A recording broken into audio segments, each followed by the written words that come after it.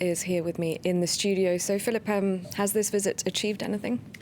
Well, let's say his attempts to try to restore the power-sharing government in Northern Ireland have so far not come to anything, because the talks that he's been carrying out with Northern Irish leaders have been overshadowed by Brexit, principally because the DUP and Sinn Féin are the two main parties that were ruling in the power-sharing government in Northern Ireland, which has collapsed in January 2017, and they don't agree about the backstop, which is this safety mechanism to remove the border between Northern Ireland, which will be out of the European Union, and the Republic of Ireland, which will remain in the European Union, and which, under EU rules, should be re-put up if Britain goes out of the EU on the 31st of October, which is what Boris Johnson has been saying since he was elected Prime Minister last week, or named Prime Minister last week by the Conservative Party. So it's been overshadowed by that, and so far there doesn't seem to be any movement further forward.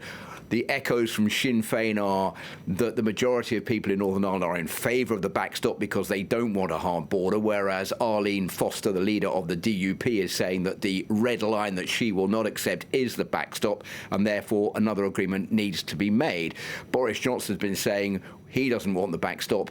He's going to call for it to be removed. The EU is saying, no, we're not going to let you remove it because we need to bring that in to stop a solid border between Northern Ireland and the Republic of Ireland. So it basically, Claire, is going round in circles right now.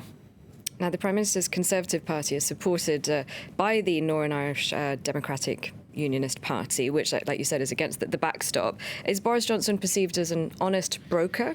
Well, let's put it this way. This is not helping him in his negotiations in Northern Ireland, because people are saying, well, look, you are being supported in the House of Commons. You have a minority government that needs the DUP full support to be able to rule in the United Kingdom. So therefore, the DUP are pulling the strings behind the scenes. The DUP is refusing the backstop. Boris Johnson says he's against the backstop. Well, come on a minute. There are people in Northern Ireland. If you look at the figures, there are 2.8 million people living in Northern Ireland, and most of them are in favour of the backstop. It's a red line brought in by the UK, and they say, well, if there is no backstop, it's going to be disastrous for industry in Northern Ireland, and it will also be disastrous for the Republic of Ireland. So you have that problem, which Boris Johnson is trying to sweep under the table, and at the same time relations between Britain and the Republic of Ireland over all of this are really at a 10-year low.